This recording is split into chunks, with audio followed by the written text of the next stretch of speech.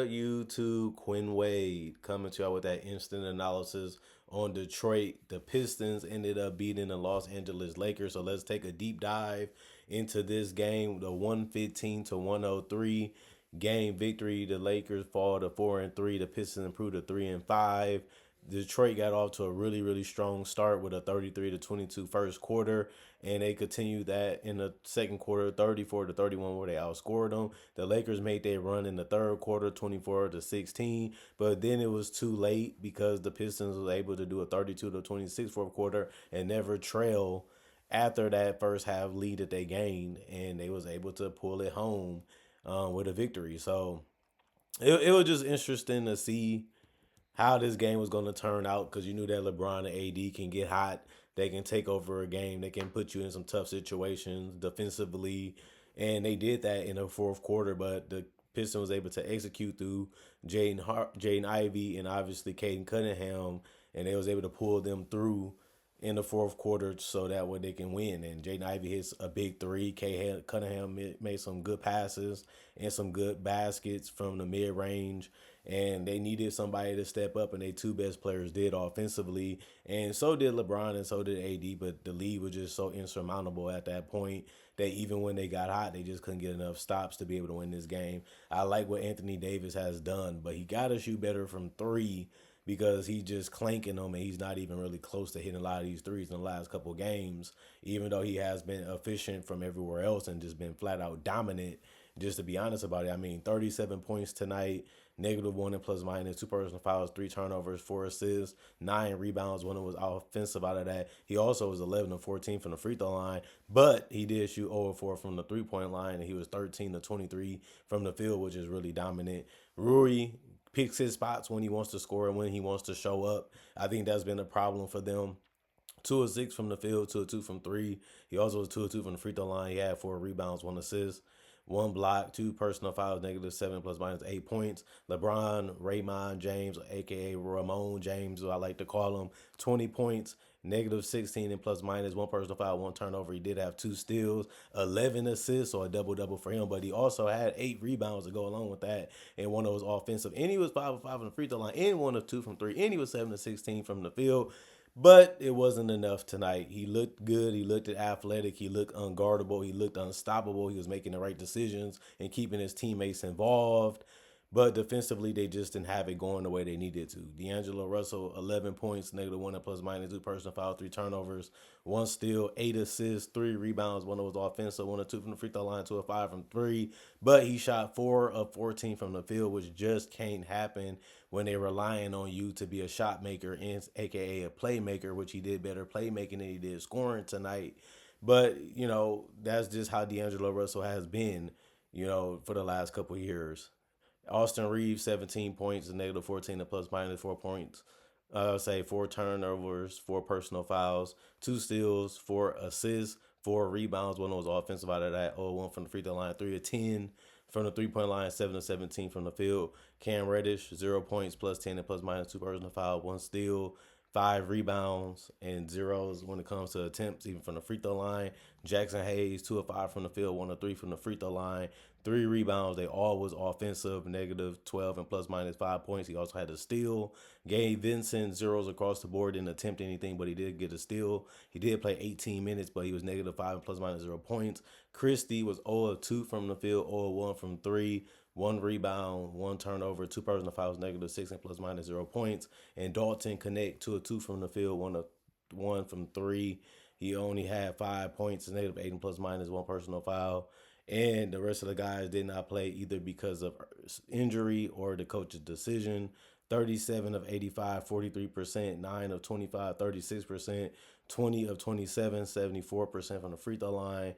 They did have 37 rebounds, 28 assists, 8 steals, 1 block, 13 turnovers, and 16 personal fouls for 103 points also as a team. And the Detroit Pistons, 15 points, +17 and plus minus for 5 personal fouls, 2 turnovers, 1 block, 1 steal, 1 assist, 7 rebounds, 1 of 7 from three, 7 of 15 from the field. Tim Hardaway, 19 points, -3 and plus minus, one assist, 1 of 1 from the free throw line, 4 of 8 from three, 7 of 12 from the field. Jalen Duran, 11 points, plus six and plus minus, five personal fouls, two turnovers, one block, one steal, one assist, 14 rebounds. Eight of those was offensive. So a double double for him, 1 of 1 from the free throw line, 5 of 7 from the field. And Cade was the closer tonight, just making the right decisions down the stretch. 17 points plus 14 and plus minus, one personal foul. He only had three turnovers, which is good to see. He also had 11 assists and 11 rebounds, two of those offensive. So a triple double for Cade Cunningham just was fantastic. 2 of 5 from the free throw line. He was 1 of 5 from three, 7 of 17 from the field. Jaden Ivey shot 10 of 16 from the field, had a crucial three down the stretch in the fourth quarter that's helped seal the victory against the Lakers. 5 of 7 from the free throw line, 26 points. He was plus 20 and plus minus, three personal fouls, four turnovers. He did have one block, one steal, four assists, and four rebounds, and one of them was offensive. Fontecchio, 0 points, plus three and plus minus, four personal fouls, one steal, one assist, two rebounds, or two from the 3 point line, or three from the field. Couldn't score, but he did other things to help the team.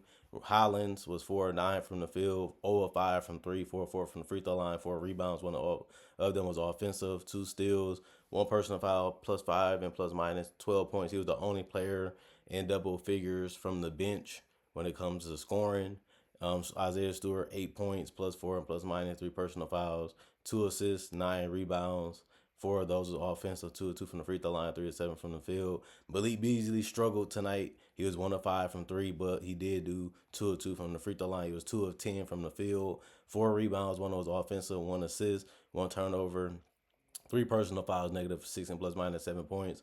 And the rest of the guys did not play coach's decisions. They did shoot 45 of 96, 46% from the field, 8 of 34, 23% from three, 17 of 22, 77% from the free throw line. They just was monsters on the rebounds tonight. 55 rebounds, 22 assists. They also had six steals, five blocks, 12 turnovers, and 25 personal fouls. The personal fouls were just too many for the Pistons, but they just really dominated on the boards and got them second chance opportunities, and they was able to convert them into baskets. And that's all they really needed to do tonight, was just keep it simple, make the right decision, make the right play. Even in the fourth quarter, they just was very smart, very heady, very level headed on how they wanted to attack the Lakers. And the Lakers have strength, they have size, they have length, and they could, be better defensively. But you gotta give the credit to the Pistons for taking their time and figuring out and using that shot clock to their advantage the entire game. And they ended up doing what they should have done, which is win. Once you get the lead that big, you shouldn't be surrendering it, especially with a team that was struggling like the Lakers. You should be able to win this game at that point, especially when they're going to try to come on strong. And all you got to do is keep them at bay and just make the simple decision like they ended up doing. You're open, let me get it to you. Hopefully you not down the shot, because it's kind of like a practice shot. And the Lakers just allowed it. Once they got their confidence going, they just didn't back down after that. And that's what you always got to look at. Some of these teams, they are professionals, they are NBA players, so they're going to be able to make plays and make shots. But you still got to remember, Jaden Ivey and Kay was good this game. So they just fed off of each other. They moved the ball when they needed to, stepped up when they needed to offensively, and they just made the right play in general. And I just feel like some of the shots that they made was tough, but they was feeling it because of the confidence you gave them defensively throughout the entire game. And the Lakers know it.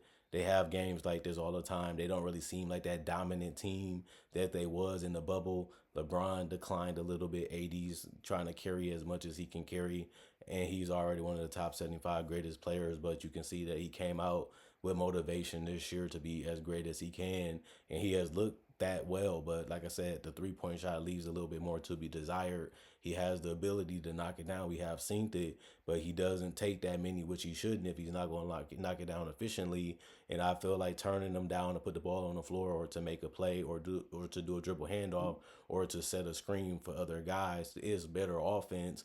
And he can always get the ability to roll back to the rim for the alley oops or the dunker spot dunks, which LeBron has been seeing this entire season and taking full advantage of doing that. And you just want more out of D'Angelo Russell. He has to score better. He has to pick better shots instead of just trying to hoist shots.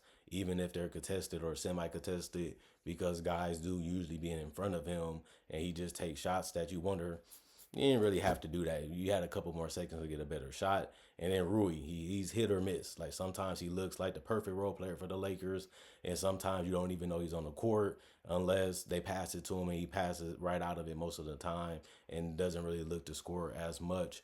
And then Austin Reeves has did the best he could have done, because obviously you got D'Lo and LeBron as ball handlers that come before you, and you basically the third string ball handler, and you got to be prepared to shoot and score when you are open, because it just makes the defense stay honest to defending the whole team instead of just two players, which is usually LeBron and AD when they're on the court together. But they made their run, they gave themselves a chance, and you got to give credit to the young Pistons for not fearing them and believing that they can win and putting themselves in a position to win and ultimately getting it done tonight, which they needed to win if they want to play in that playing conversation.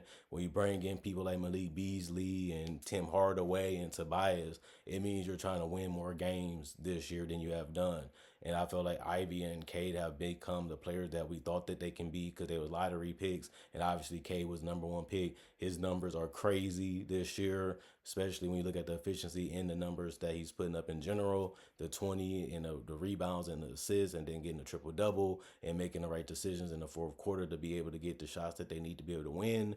He just looks like the most well balanced player in that draft, and he's showing that poise. He's showing the leadership. He's showing you that he can execute. He's showing you that he can be a solid defender. And these was all the reasons why we thought he can be the number one pick, because games like this. And he's just playing that way the entire season.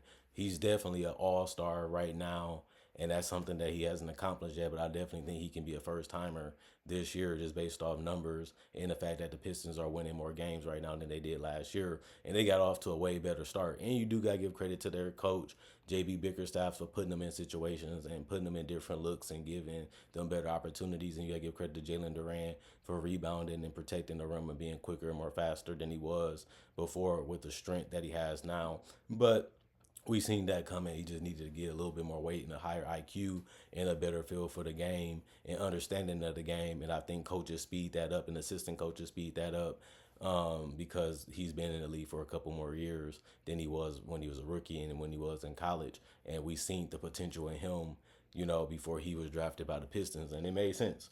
You want a rim runner, you want a good defender, but he's showing upside to do other things too. And we'll see how they unlock him as the season continues to go and as he continues to play with this type of team that offers the position for that third guy. And right now you can say it's Tobias. He has hit a lot of mid ranges, been able to shoot the three, and that's what he usually does. He has the mismatch ability to shoot over people. He has the time to slow down and get a shot that he wants. He has the ability to turn down threes, put the ball on the floor, and hit the mid range.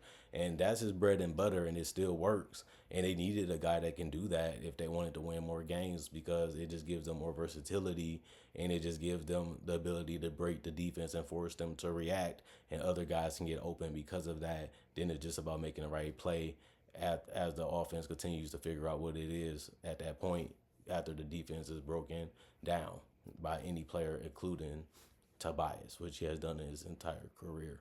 Other than that, comment, like, subscribe, share, hit the notification bell for more analysis. And if you're new to the channel, I make breakdowns of legends, current players, and rookies. And I do conversation videos just like this only for the NBA. So if you love NBA content, you love videos like this, and if you already been on the channel, reminder, check throughout the day on the channel so see if you missed anything.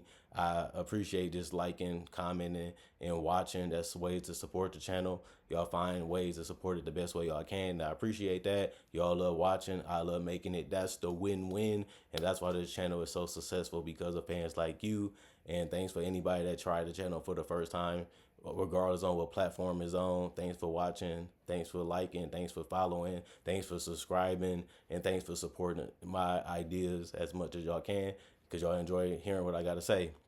Other than that, see you guys hopefully later today with more analysis.